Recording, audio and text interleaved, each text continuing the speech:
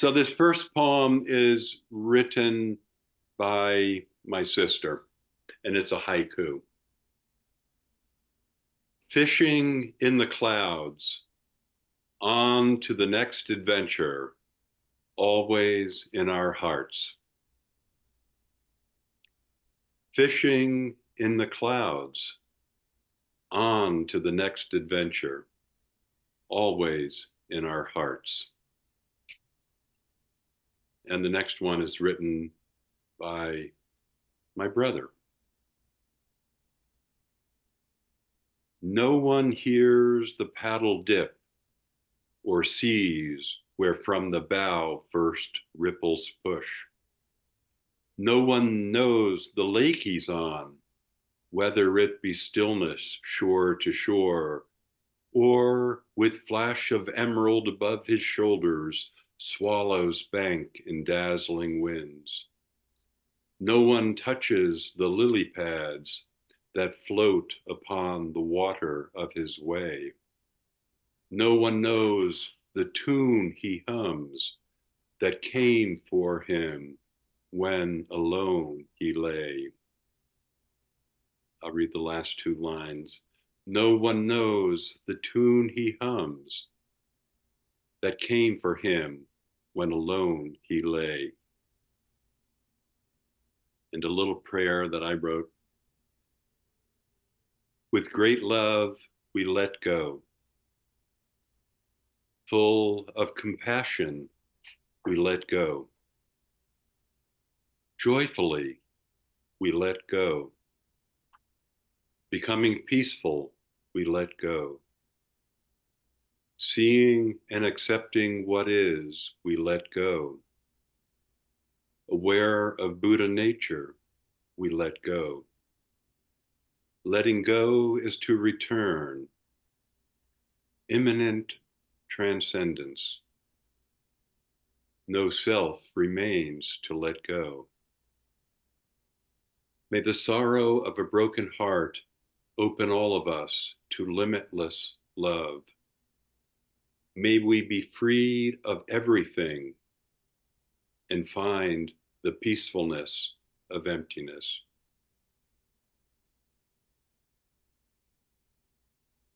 Thank you, Bruce. Let's all sit for a while and meditate. Sit upright with good posture. Inhale and exhale through the nose.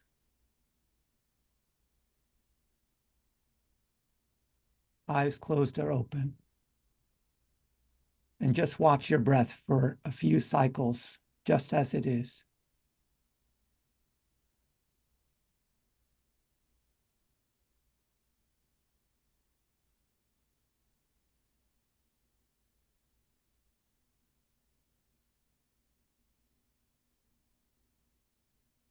Now with each breath on the inhale, tense up your body just a little bit, and on the exhale, relax. Repeat this several times. On the inhale, tense, and on the exhale, relax. Each time relaxing a little more, a little deeper, while keeping your posture.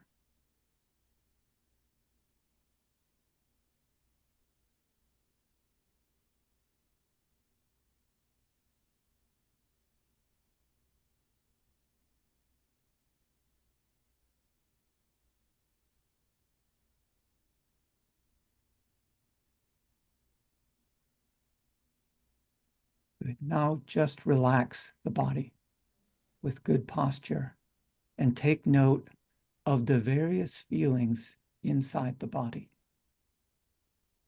Some feelings may be pleasant or comfortable, while others may be painful or uncomfortable. Rather than judging them, try to make space in yourself for all these feelings to just be as they are. Coexisting in one field of awareness, without grasping, without aversion.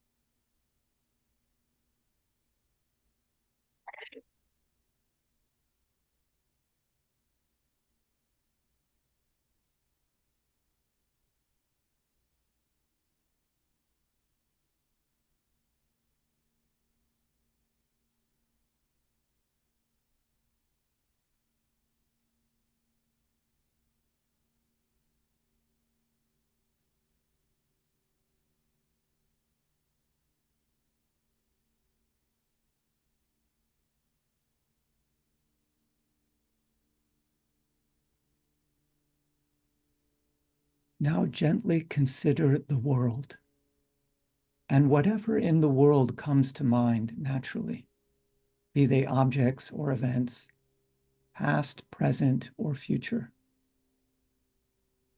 They may be things that would be judged good or bad, pleasant or unpleasant. But rather than judging them, try to make space in yourself for all these things to just be as they are. Again, existing in one field of awareness without grasping or aversion.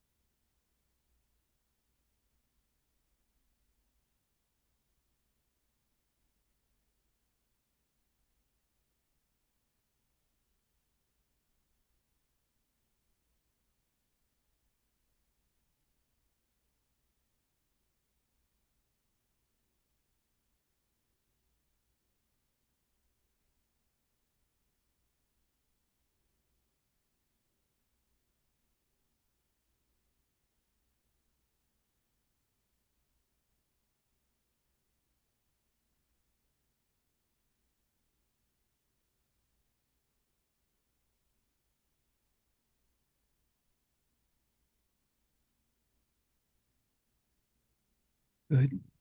Now just let everything be as it is.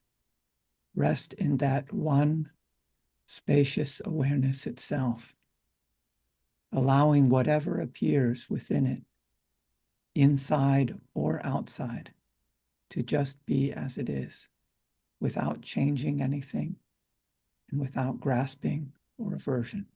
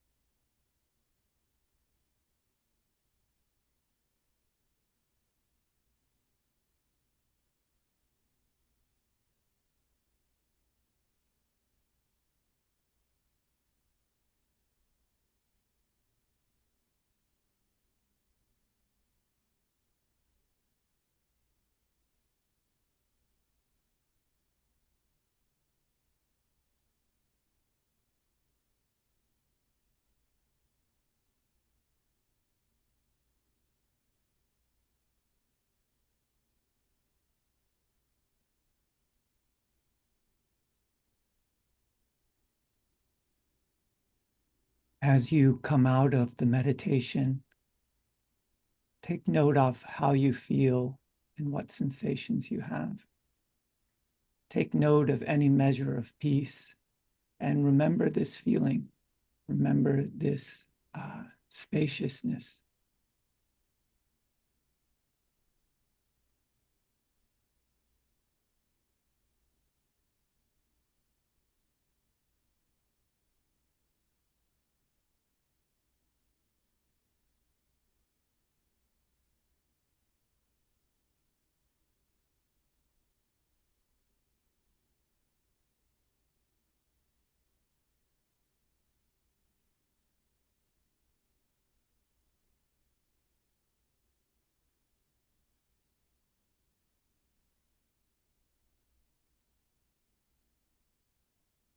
Thank you, Matthew.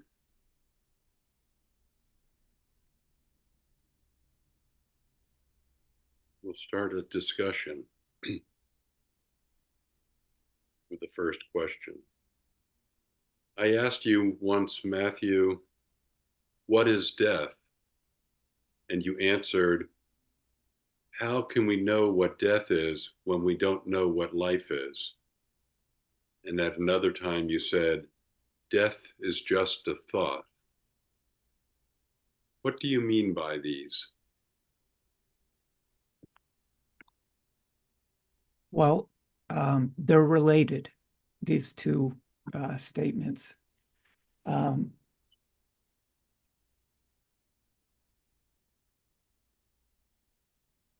and here's how I would try to explain it. We're having this experience now, and we have an idea of what that experience is, that we call it life. We say we're alive. And that's how we say that's what this experience is. It's living. And the idea is basically that we are this independent being, this independent entity inhabiting a body in a physical world, and that we are moving through time between birth and death. And because of this thought, of course, we wonder about death. But this idea that we have about what this experience that we're having here and now is, I would say, just a thought. If we ask, for example, what will happen after I die, we have to first find out who or what this I is and whether or not death applies. In other words, we have to really understand the here and now, not in terms of an idea, but really understand ourselves. And then see if we still have questions about what death is. In my experience, these questions have a way of evaporating when you see the thought nature of all things. And, that's why I say death is just a thought. It's life too. And this comes directly from my own experience. After my awakening, there was a day I thought I was dead, really dead. I really thought I was dead. I was caught by that thought. Everything that I was perceiving was so different than the experience that I had. I was trying to figure out what was going on. And it occurred to me one day that maybe I was dead. And for a moment, I really believed it. I believed it so fully that for a few seconds, I started to get scared. I started to wonder, what now? What's going to happen? How did my parents find out? How did I die? And so on. And then like that, it occurred to me, oh, that's just a thought. That my whole understanding of what was happening was a thought. And, uh, from that point on is why I would say death is just a thought.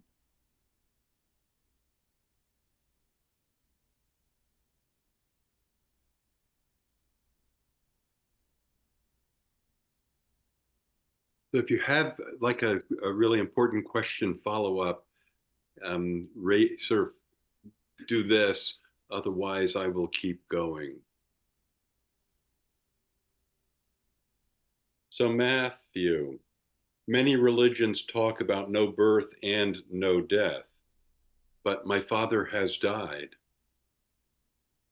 How does no death make any sense at all?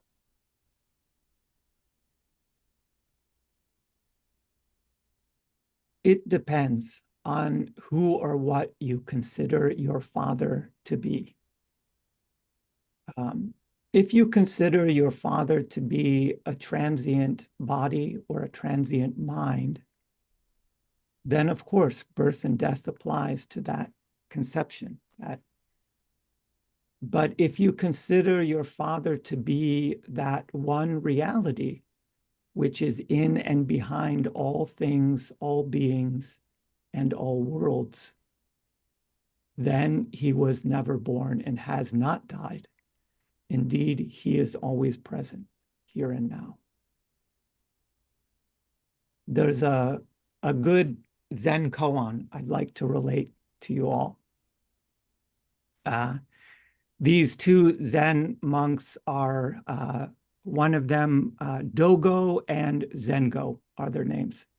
And they went to a house where someone had died to show their sympathy. And one of them, Zengen, hit the coffin and asked, alive or dead? And Dogo replied, I won't say alive, I won't say dead. Zengen demanded, why won't you say? Dogo repeated, I won't say. Later, after Dogo had died, Zengen went to Sekiso and told him the foregoing story. Sekiso said, I won't say alive, I won't say dead. Zengen said, why won't you say? Sekiso repeated, I won't say, I won't say. And at these words, Zengen came to awakening.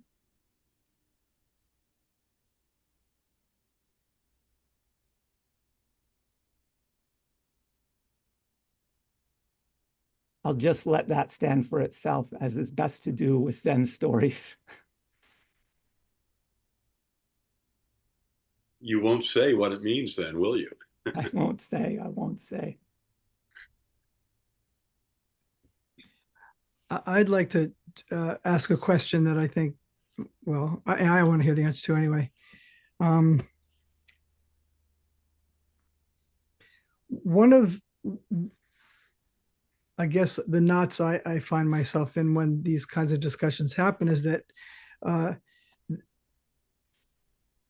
the one hand, I've heard Matt and other teachers say that it only appears that there are other people here. This is all just, arising in my mind. There's no one else here but appearances of my mind. So if that's so, then it makes kind of sense that you couldn't say that someone has died because they were never anything more than the emanation of whatever we are, whatever that is, but not as an individual. Like, we're not individuals either. So I'm not saying that that's I've realized that experience as true, but I'm always trying to integrate these kinds of questions when they can't be asked in the context of, well, we all are here at, talking about this as if we're, I'll just say, for me, one of the hardest things to grasp is that other people are also just arising. And like, it's one thing to say, okay, physical objects are, but other people seem to have a different quality in my mind because they're conscience or realized or also awake in some way? And how could they be not separate in a way? I don't know. It's just I don't know what more to say. It's a confounding of my mind. This idea of other people, and therefore other people who die. It's just one more level of that confounding. I'll just respond to this very direct part about how to understand other people in the context of one's life. And it's by analogy that I'll answer it. And that is to say, consider a dream. In your dream, you meet many other people. They tell you things you didn't know. They say things you didn't expect. Whose dream is it? That's a really good question. Yeah.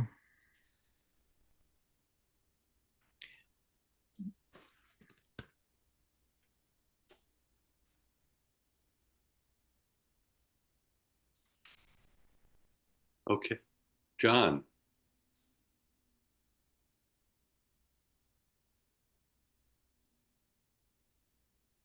You got to unmute yourself, John.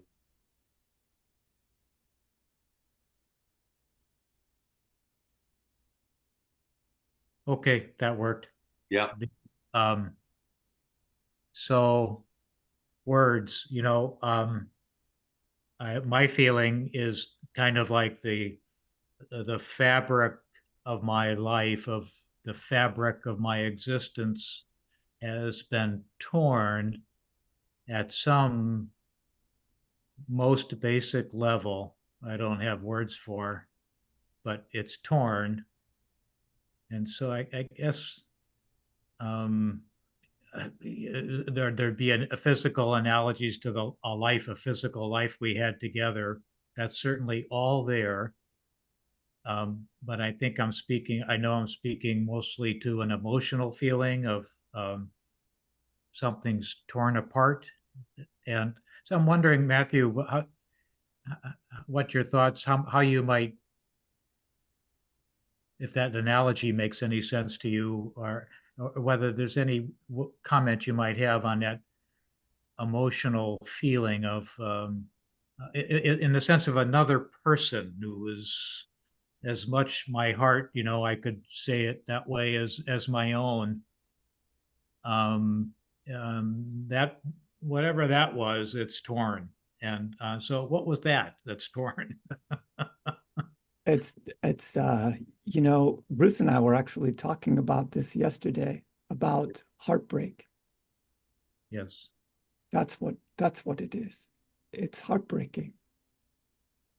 It feels like heartbreaking. I like that word, as old as it is and as used as it is. I can't think of a better.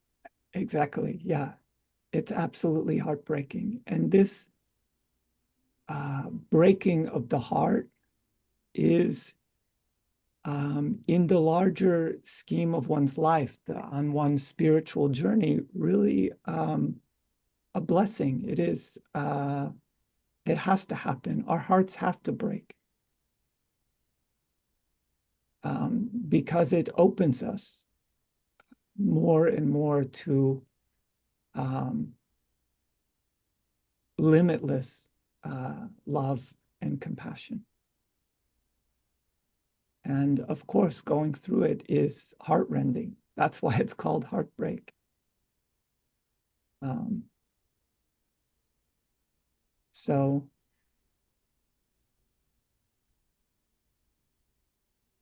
none of these teachings are meant to, in any way, diminish this heartbreak.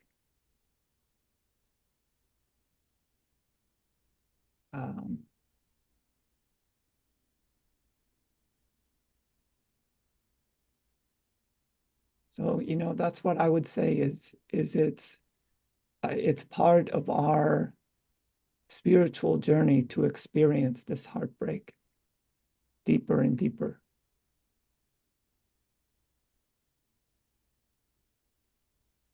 I'm going to skip a few questions because I think we have one that relates to this. Um, and so, Matt, we lose someone we love, whom we are attached to. There is deep, deep sadness in the recognition of the impermanence and the loss. Within this sadness, there is love and joy also, gratefulness. Sadness and suffering are not the same. How do we best use grief or broken heart in our spiritual practice? Contemplation on my Father now leads me briefly to what I might term the peacefulness of emptiness. Well, in a way, that question answers itself. By allowing the sadness, making space for the heartbreak, and experiencing it fully. From within it comes deeper love, deeper joy, deeper gratitude. So this process of grief is like an aid to help us let go. And that letting go leads to profound peace. You know, within loss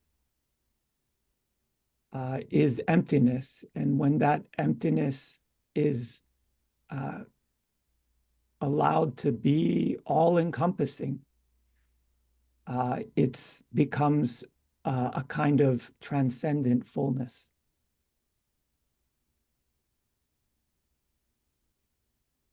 So, you know, it's just acceptance and surrender.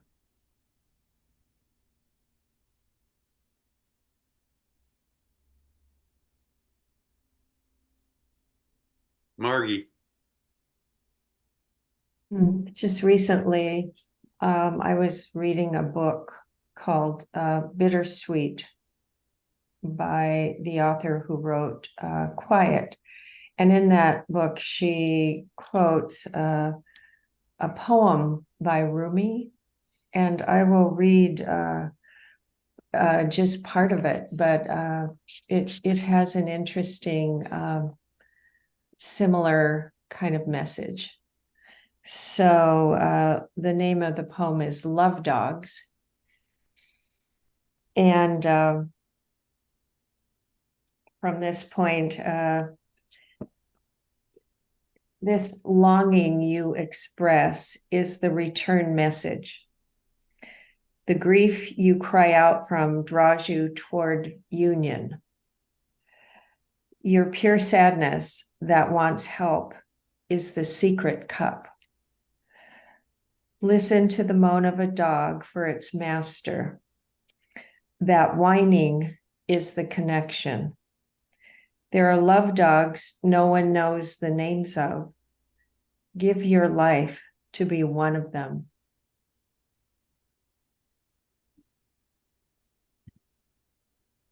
So I don't know, you know, I don't want to interpret that myself, but there are parts of that that are, yeah.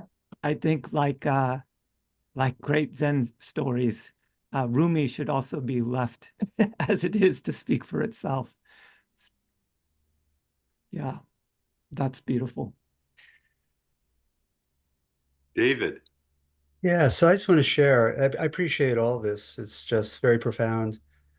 And I just really want to appreciate those of you that have lost loved ones recently. And I'm really taking to heart everything you're saying. I just want to share at a really practical level.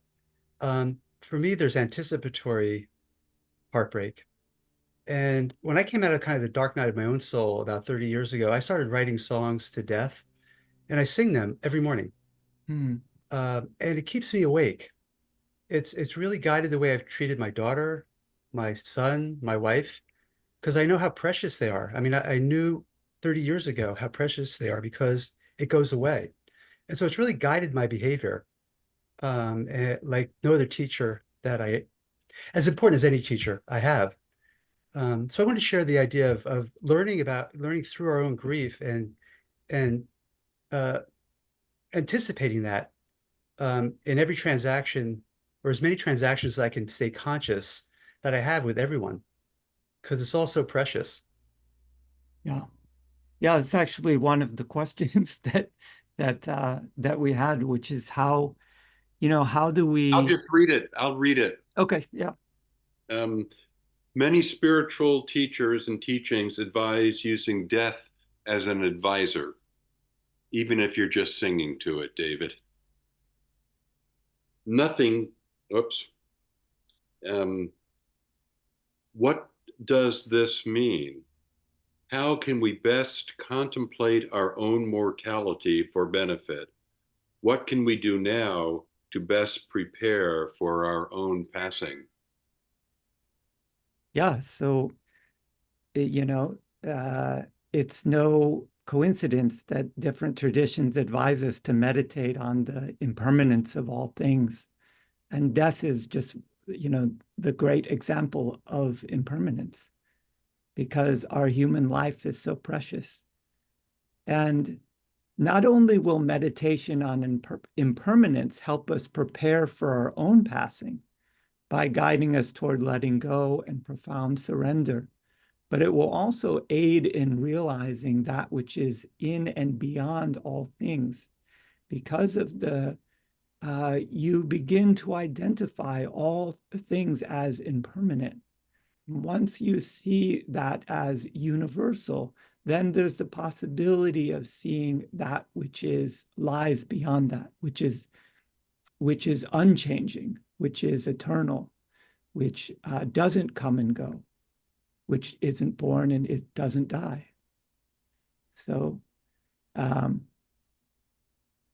that's a great practice, David. I don't death songs. Yeah. So just tell us what that is that's permanent, Matthew. I won't say, Bruce. I've asked him 34 times to tell.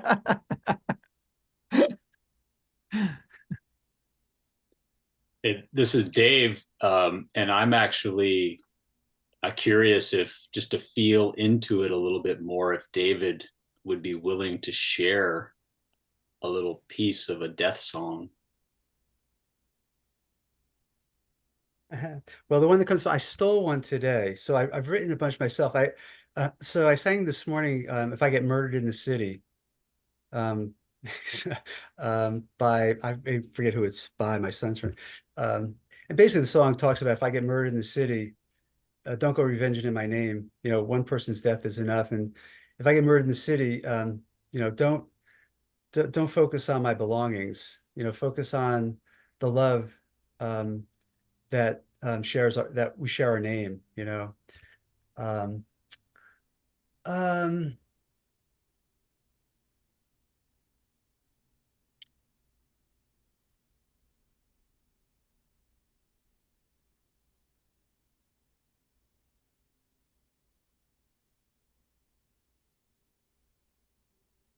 I sing about blessing me into usefulness. I sing about I'm trying to come up with the verses for you. Um, I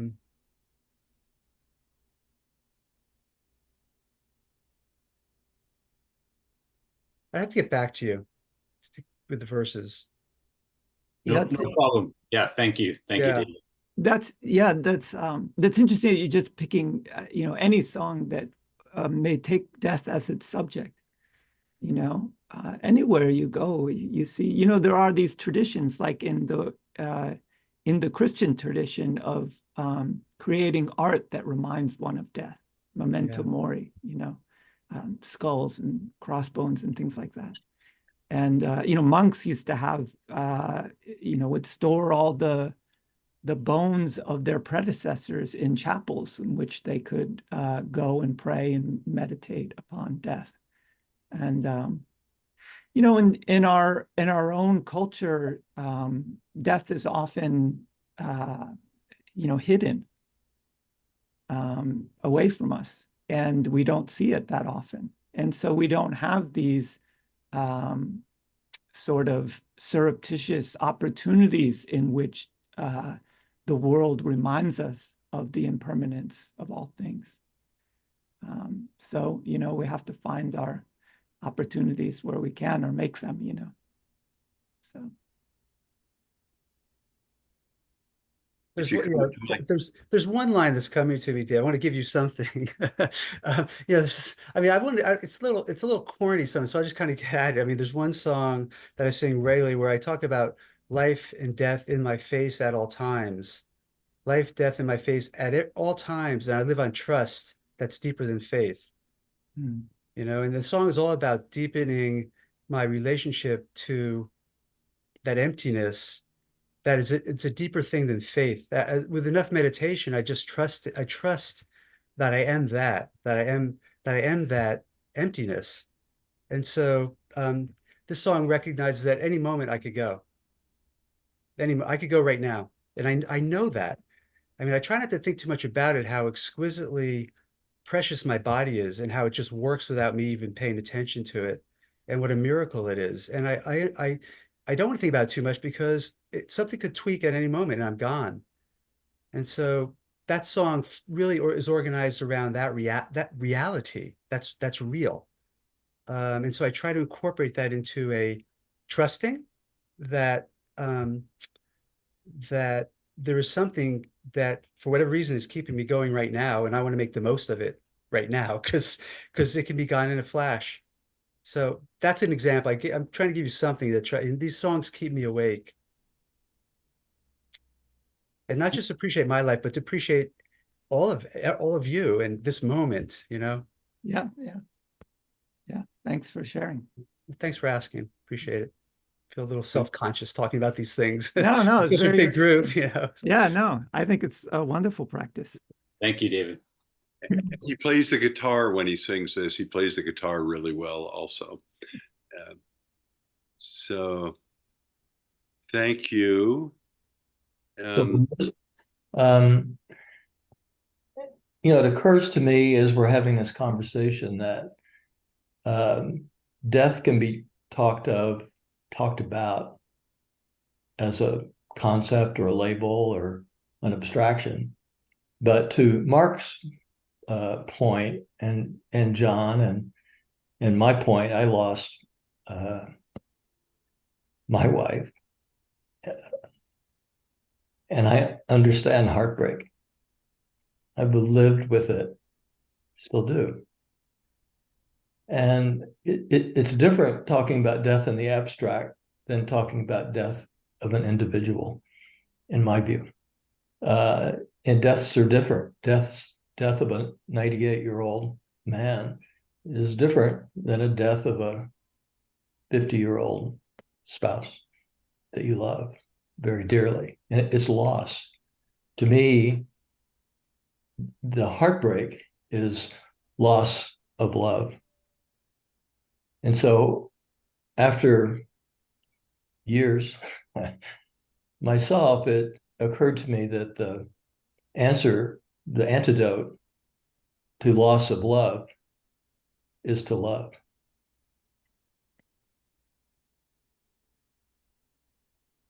I have nothing to add to that. Thank you for sharing. Yeah, and I agree. Yeah.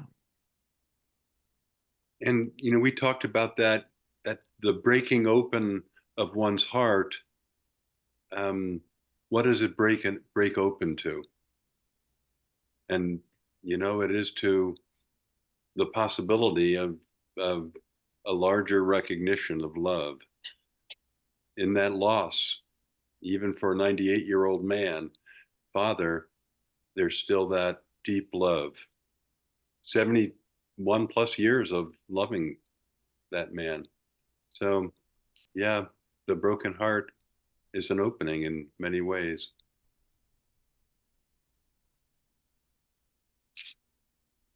Okay. Ah, let's see where we are here. Okay, Matthew, you have said to me, there is nothing to worry about in death. Nothing can go wrong. What do you mean by this? And how can survivors best deal with regrets? Can be, can the empty feeling of loss be morphed into something? We've talked about that last one a little bit already. Yeah, well, you know, exactly what we were just talking about. It can be morphed into love, you know. As far as there is nothing to worry about in death, nothing can go wrong. I say this because if we are something separate, some independent entity to which things could happen, then we can imagine many reasons to worry about death. What will happen to me? What will happen to this person? What has happened to this person? And so on. We don't need to go into all the possibilities. But what I am saying is that we are already the reality in which all things appear and disappear. And because of that, there is nothing to worry about. That reality beyond the particulars is a limitless perfection. And so what could possibly go wrong? And as far as dealing with regrets, you know, as with all emotions, don't cling to them, don't push them away. Make space for them. Make a space big enough to hold the whole universe and all of time and space comfortably within yourself. See your regrets as they are. Allow such things to be as they are. And the love from which they spring will shine through. Mm.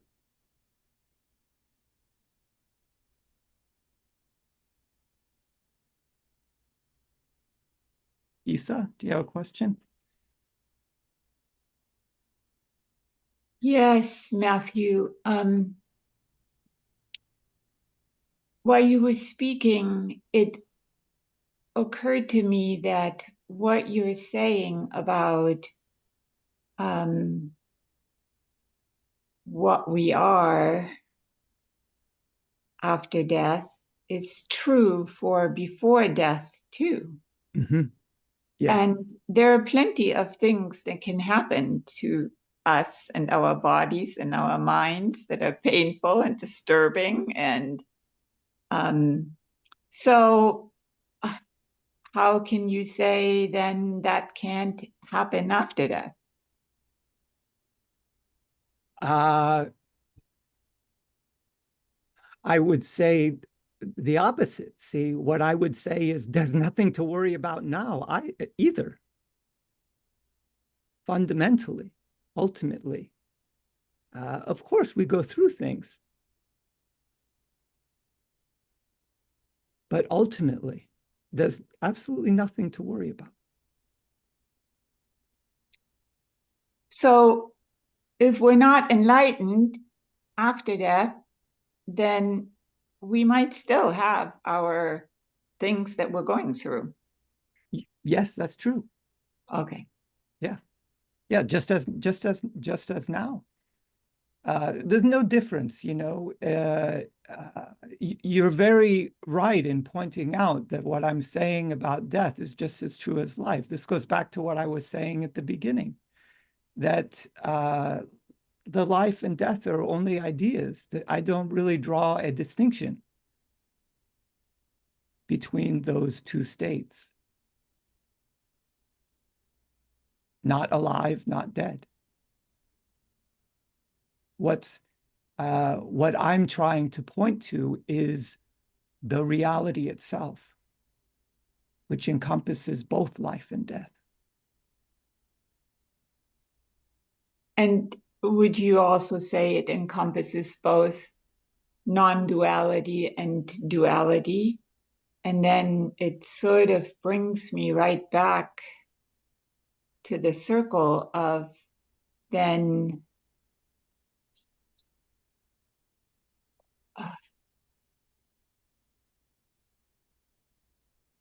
what's the difference between my experience now and enlightenment, and why is there duality and non-duality, to experience, and how does that happen?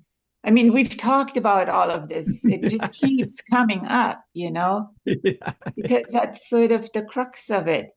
it is. Because, and when we say life is precious, we are referring to our experience of duality, Sure. that we Mhm. experience all of you as precious individual beings that enrich our lives and, or not. But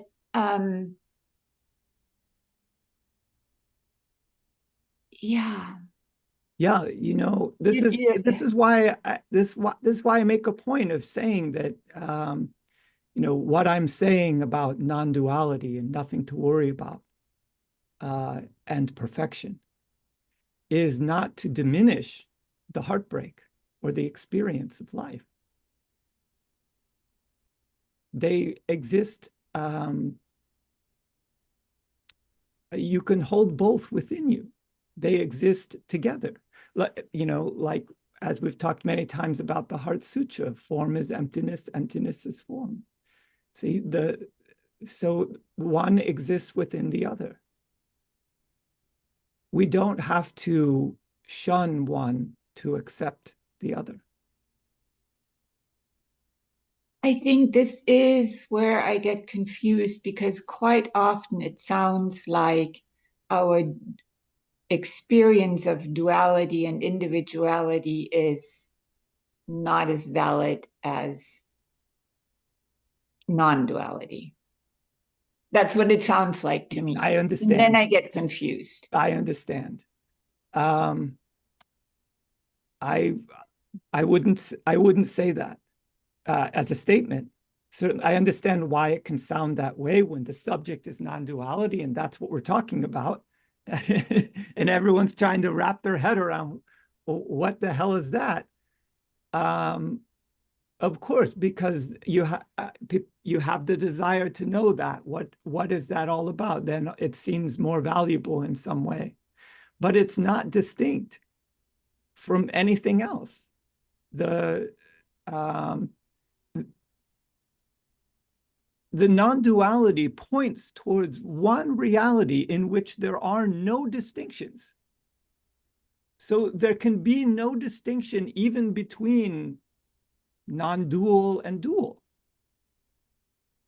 Everything has to be fall away. Everything gets thrown out.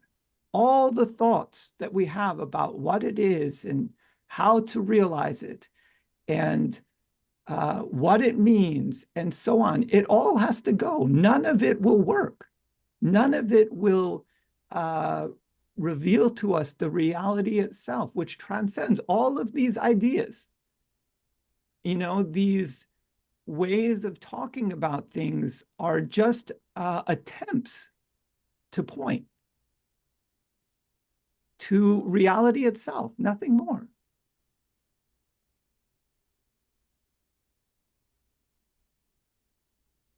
So, when we give up all attempts to find what we think it is, then it appears. Plain as day. It was here all along. Why didn't we just realize it at the beginning? It's nothing special. different, not superior, right? From an us perspective, at least. Ultimately not even different.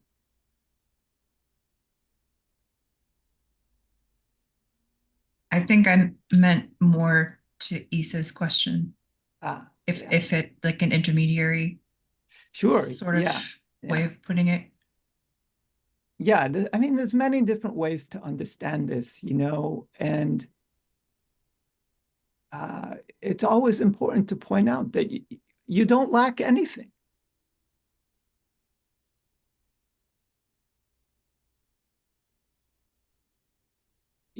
That's the message. It's the good news that we are perfect already. There's nothing to gain.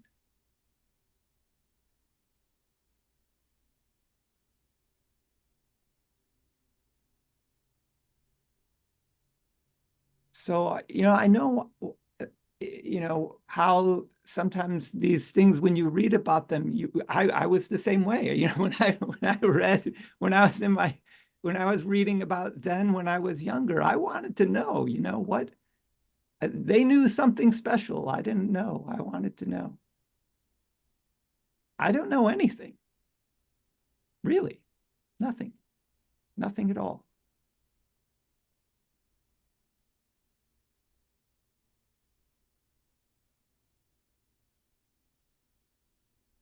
I don't know if this fits, but I just want to share a little epiphany I had from something you just gave, Matthew. It might kind of fit a little bit here. When you talked about um, making space for everything, and you use the word regret, make space around the regret. My epiphany was this, because, and then you said this was what helped me. You said, do that, and then the love will shine through. Mm-hmm. And that happened for me. And I developed a relationship with my own regret differently in that moment. Because how could I have regret if it wasn't love behind it? There would be no regret. Exactly. That's the whole And so point. so I'd share that. I want to thank you. And that was a nice moment. Yeah. Where I kind of emptied myself and just kind of got in touch with that, and boom, there it is. Yeah. Yeah. It's How all, could you have regret if it wasn't rooted in love? Yeah.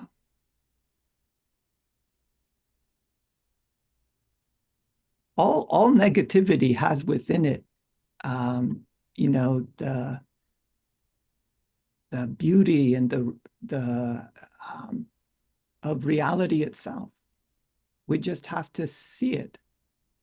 Um, and what it did for me, I identified my deepest self with the love, not the regret. That's where it took me to that deeper place right. Yeah. Yeah. where the regret comes up from. That makes sense. Yeah. The regret is like, negative emotions like regret are they're tainted by the ego, by desires and things like that. But the root emotion is the love. What was the exact quote? At the end of what you said, there was see the regrets as they are, so on and so forth. And what was The make space for it, accept it, look at it plainly, and the love will shine through.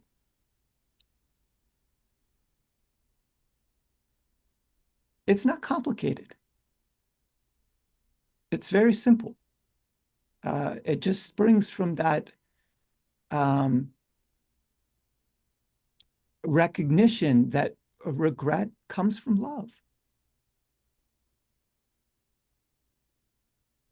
Sadness of loss comes from love.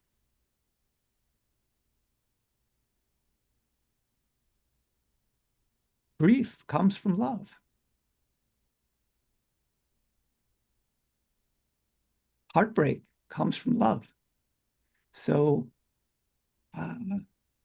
turn one's awareness on that love.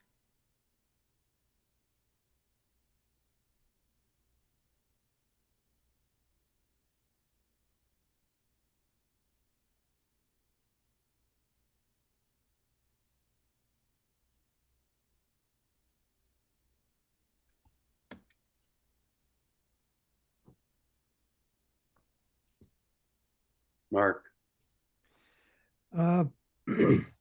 Some of you may have seen this. There was a documentary made, I don't know, sometime in the last 10 years.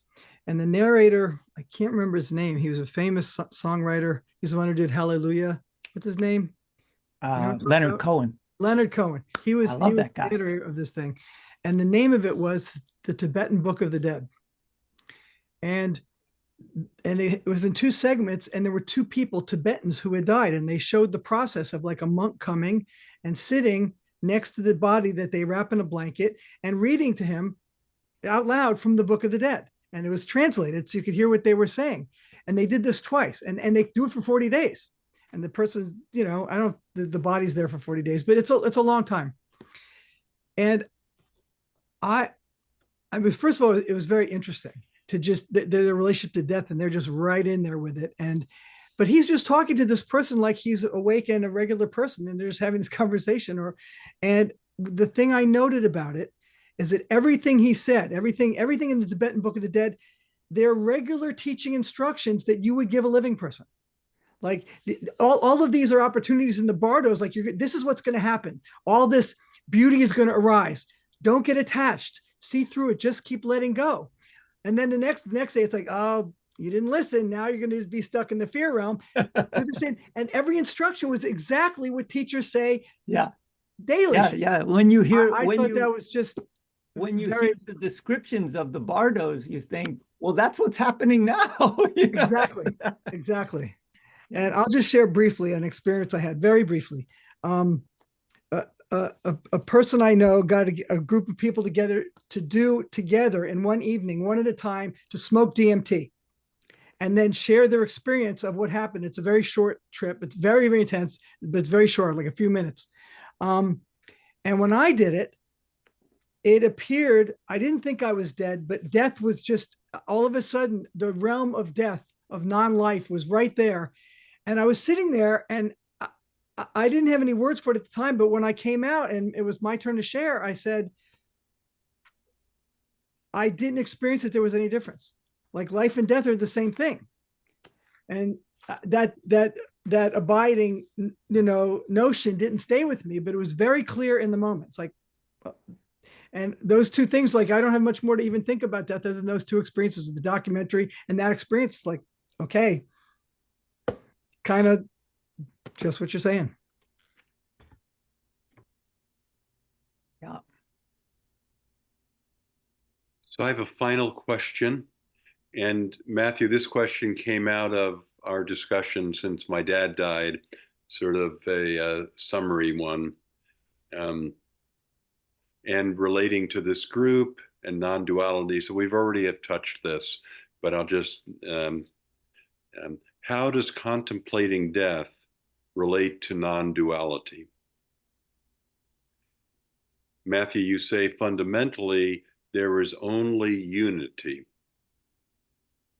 oneness, consciousness, reality, and non-duality is when we recognize and identify with this, which is our true nature. Consciousness is never its content. That was something that I really found interesting. Consciousness is never its content. Subject and object will constantly change. Consciousness does not. So I just open this for any comments from you on those, which are little summaries of our discussions in the last 2 days. Yeah, the one thing I thought when I looked at this question is it says, and this is a small point, but maybe helpful. It says fundamentally there is only unity, oneness, consciousness. Non-duality is when we recognize and identify with this our true nature. And I would say it's not even necessary to identify with the one.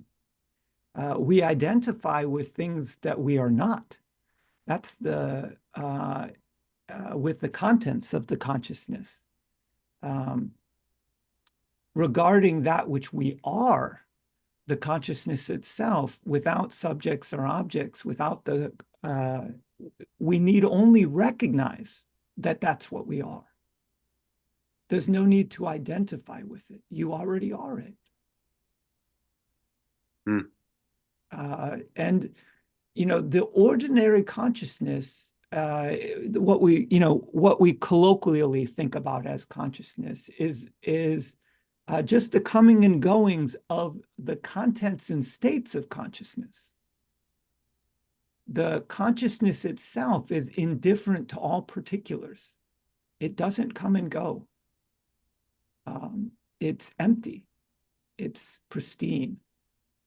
That's why I often liken it to deep sleep, because that's the one state experience that we have that is closest to it, or at least the most unobscured by distracting contents. So this, consciousness itself, this pristine awareness underlies everything in all states, regardless of contents. And, the fundamental mystic teaching is that is what we truly are. It's not a stretch. It is just saying that how could we not be reality? As I say, that we are reality itself. We're in reality, so we are that stuff, whatever that is, not separate from it. The mind parts everything, but left unparted, you're the whole thing.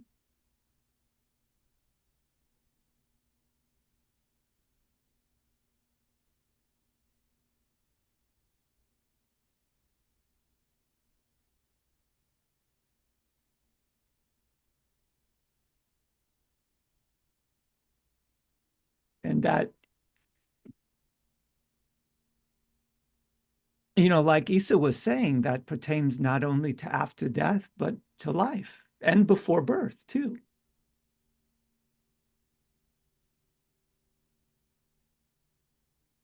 Everything else is the contents of consciousness, an idea, a thought, an image, a sensation, an emotion, a feeling. All these arise within it. Whole worlds, the whole universe.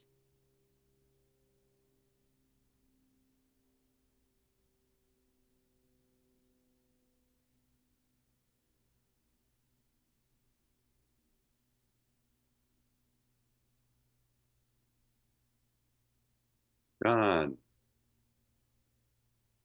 Matthew, do you have any comment? So my wife and I really had, it seems to me, fair to say, just and I know others here have had the same sort of experience, just a very deep relationship. Couldn't even begin to explain why it was so deep and why it worked so well and how it was so mutually beneficial and how it should have lasted forever. And oh gosh, now I lost my train of thought going down that should have lasted forever. Do you have any comment on where that comes from? I mean, for example, when my father died, my mother died, I didn't have anywhere near the renting of the fabric of my soul I have with Priscilla dying. I can't, I think, oh, why do I feel this way with the grandkids or my daughters or I don't know, but I'm struck by, in my case, it was Priscilla and not mother or father. Um, and for others, it would be somebody different. Do you have any comment on those relationships that are just instantly Yes. special, so romanticized in the Western world, but so just Yes. instantly, yeah. I mean, first of all, it's a great blessing.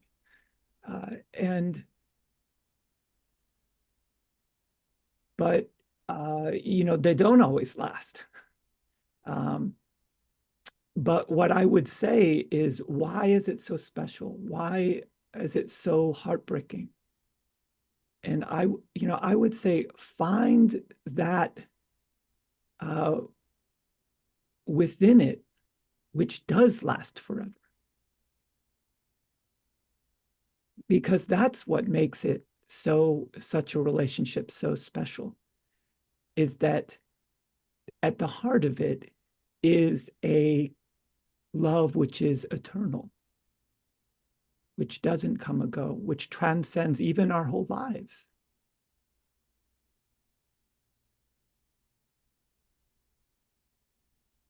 And so while our experience of it may come and go, there is within it that which has always been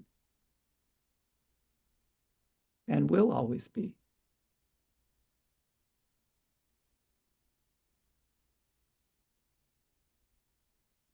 Thank you. John, Priscilla will always be with you, just in a different way. Yes, thank you, Tom. That's what that's what I'm hearing from Matthew, and define that eternal, if you will. But yeah, I have to, yeah, yes, yes. I know you know, so you're further down the road. I'd like to share one more thing, if I might. Also brief, if I can. My dad died a year and a half ago, also, and I wasn't that close to him. And when he died, he'd already had serious dementia for years and years. So in a way, I'd already said my goodbyes to him because he sort of receded in my ability to communicate with him or anything like that. And when he died, there was a funeral and we all got up and we said something and it was touching and everything. But I wanted to do more, and I decided I was going to. I'm going to tear up.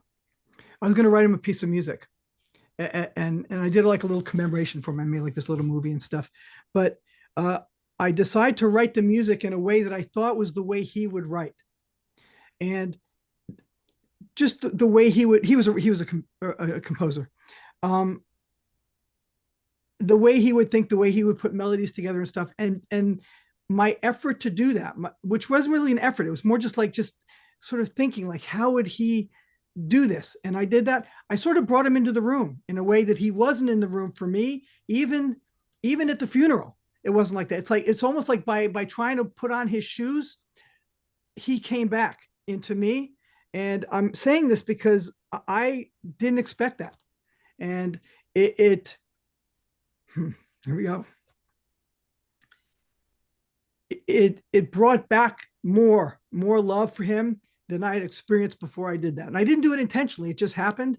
So I'm saying that because I didn't think, when I was done, I said, I don't know anything about death, but I actually did go through it. And I did, I realized that love is available in different kinds of ways. And that's one way that it worked for me. And I would imagine it would work for other people too, is to, I don't even know how to say to do that. I did it my way, but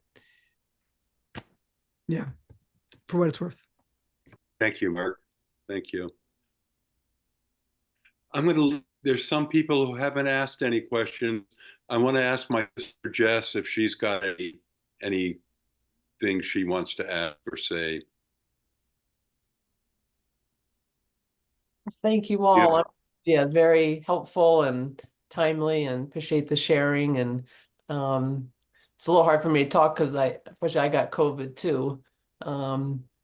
So let's see. I think it's around the regrets, Matthew, but sometimes my mind says, oh, well, what if, or, what if this didn't happen, or he didn't come, or, I think that, what if we didn't go on this car ride or something, or so, but then I just see that as, and I think, well, maybe it was his time. And, and as Bruce said, there were so many beautiful things that happened. So I'd like to sink back into more the bigger picture, and I guess trust that words come up that other people have said. And I love the singing. I'm going to do that in the morning. So thank you for that.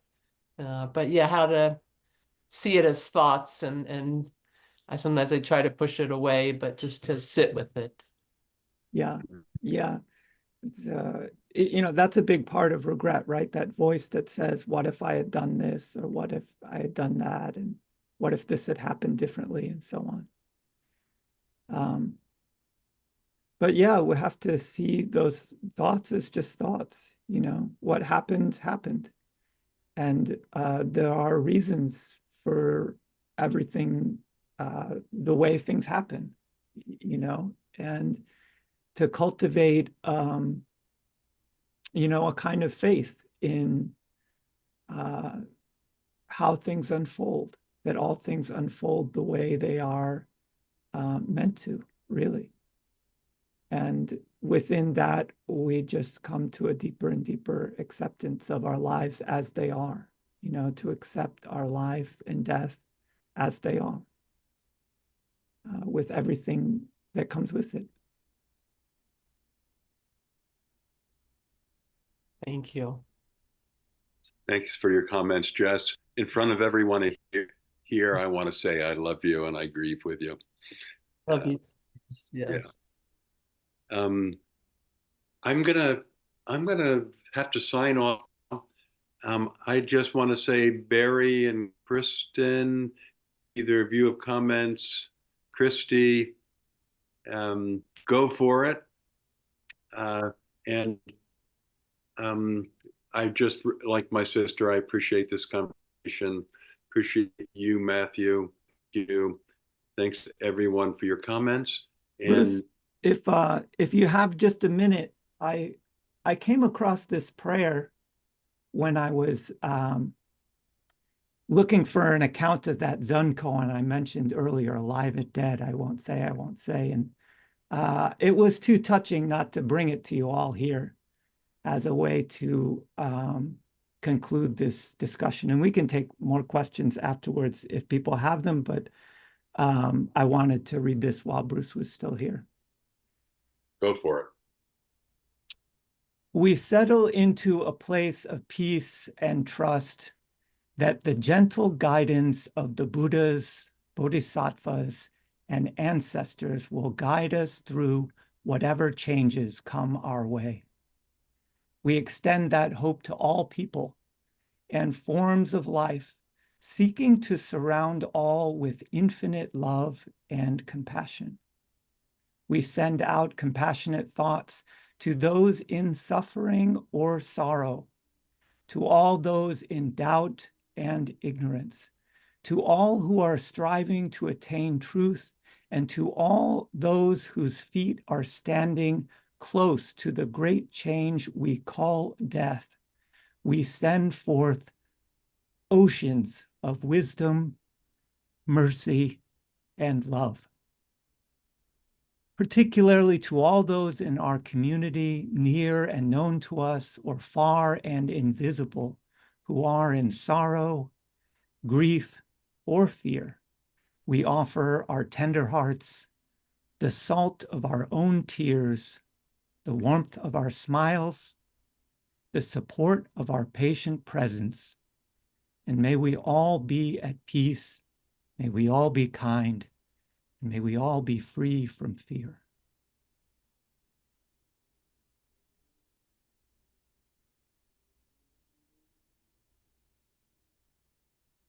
I should say that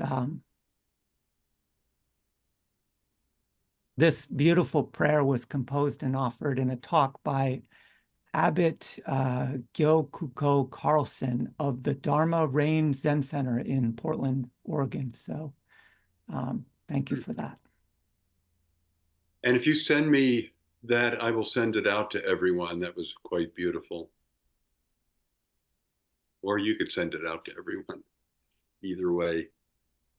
I was just going to ask for that, so thank you. Yeah, I'll definitely send it out. I'm going to have to do my hasty exit. You all can remain. See you all in a month. Every fourth Thursday at 5 p.m. West Coast time. Same channel. Love y'all. Bye-bye. Love you, Bruce. Thanks Peace. again, Bruce. Love you, Bruce. Thank you. Thank you. I feel it.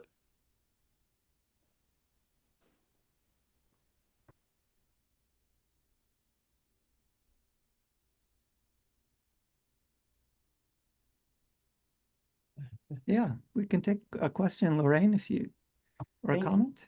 Yeah, anybody feel Yeah. free. Hi, it's a comment. When Mark was sharing, I'm just thinking on the practical level of connecting after people have passed. I've worked in hospice for a long time, so some of it comes from that experience, but also my own experience. And I think of Ramana's response to his students when he was dying and they were upset. And he said, well, where would I go? And, you know, I forget who said this, but it's in hospice work, it's kind of a thing that we do pass on. It's like a life ends, but not a relationship. And I know for myself, when my mom passed, we had the best relationship after she passed.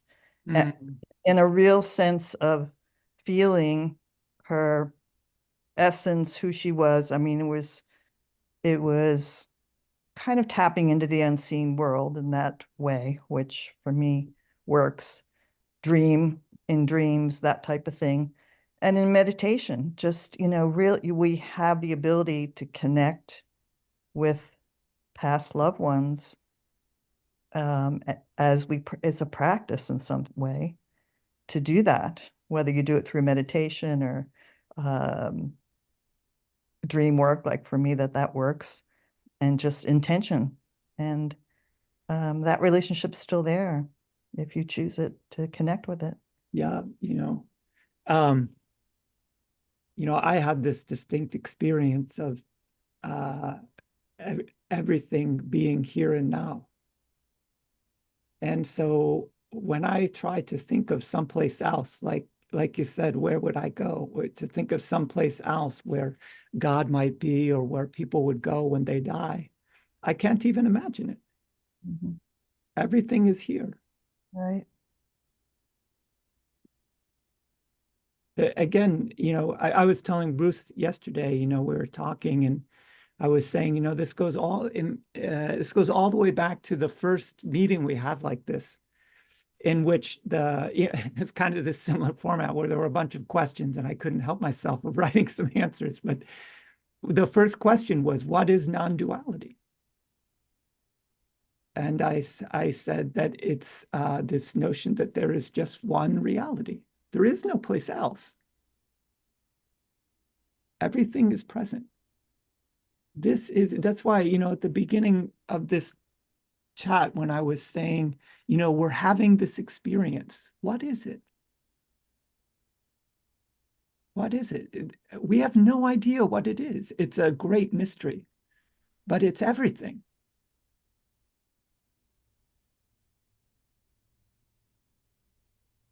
So in that sense, I have to say, no one has ever really gone. Mm-hmm. I also I look at the research and the quantum physics and all the near-death experiences that they're coming up with. And it's even at that level, it's validated that consciousness does not end. There's a shift, maybe a transformation. Who knows how that all works? There's lots of theories about that, but details, right? Yeah. right. But it doesn't end. And there's lots of, if people really wanted to delve into it, that they want the scientific or the mental uh, kind of understanding of it too. There's a lot out there now about that. It's a big thing right now. It's a thing about death and consciousness and what happens after death. Well, we think people think it ends because they think it begins. Right. If you can go back to when you thought it began and go back a little further, you will see it didn't it didn't begin there. And so it doesn't end there either. Right.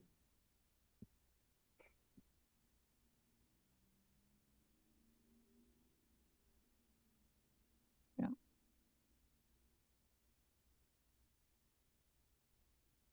Anything else? Comments? I'll just share. I just want to join with Lorraine. And so it's a precious dream. My father died some years ago. He and I used to play a lot of tennis together.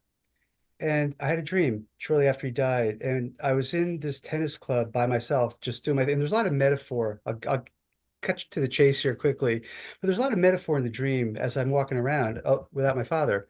Then all of a sudden, I'm sitting down, and my father is floating above me to my left. And I turn and I say, "Dad, where did you go?" He said, "What do you mean, where did I go? I'm right here. There's nowhere to go."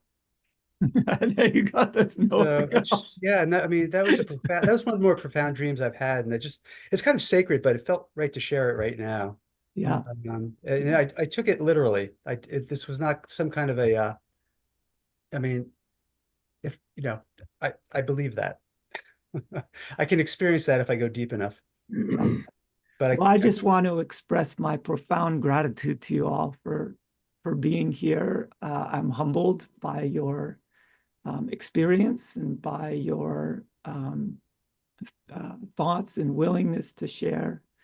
And yeah, I just, it's a difficult topic.